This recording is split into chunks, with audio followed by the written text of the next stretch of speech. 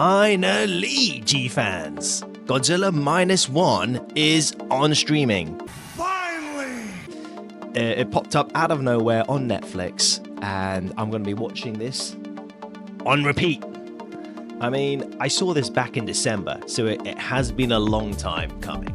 Yeah, honestly, guys, it took too long. In the interim, it won an Oscar for Best Visual Effects.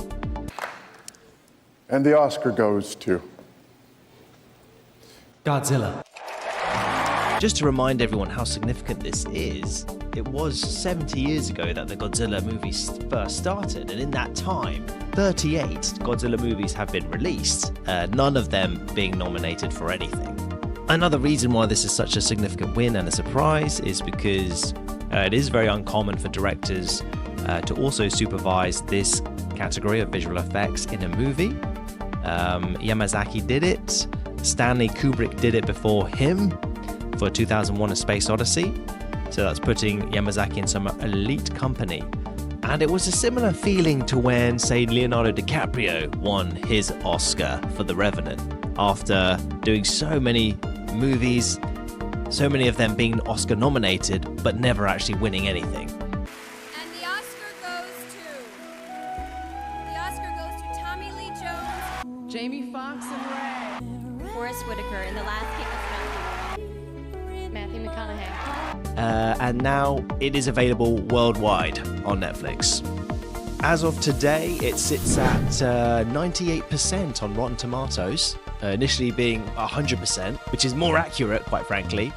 But yeah, 98% critic score, 98% audience score as of today. And it's also set a box office record when it became the highest grossing Japanese language film in North America after making over 50 million in the US box office. The producer of Godzilla Minus One, Minami Ichikawa, updated fans on if they can expect a follow-up film, saying that they don't plan on rushing to capitalize on the success of the movie, which I think is a great idea.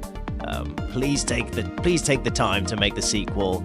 Don't ruin the first movie by making a crappy sequel. Terminator was ruined, Star Wars was ruined. All these franchises were ruined by these sequels, which just retcons the whole lore and history of the films and just made them unwatchable. I haven't been able to watch. I mean, there's so many amazing films and series. I haven't been able to rewatch Game of Thrones. I used to watch that on repeat.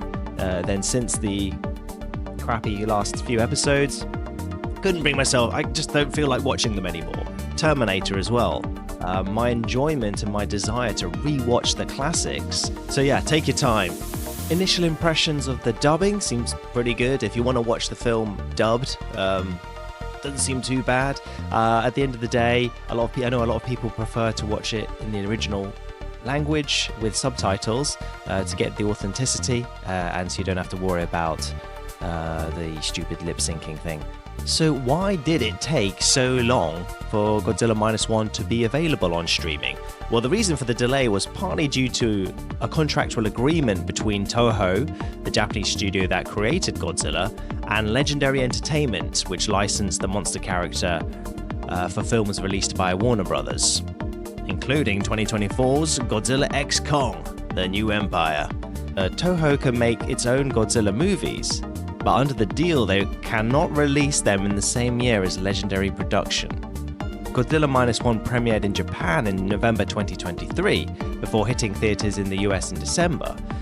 Despite ranking number 8 in its final weekend in theaters, Toho requested the film's removal from all cinemas on February 1st, 2024.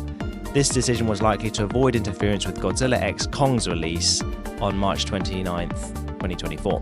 So yeah, it was the legals, which is why I've been left chomping at the bit like Godzilla when he turned vegetarian.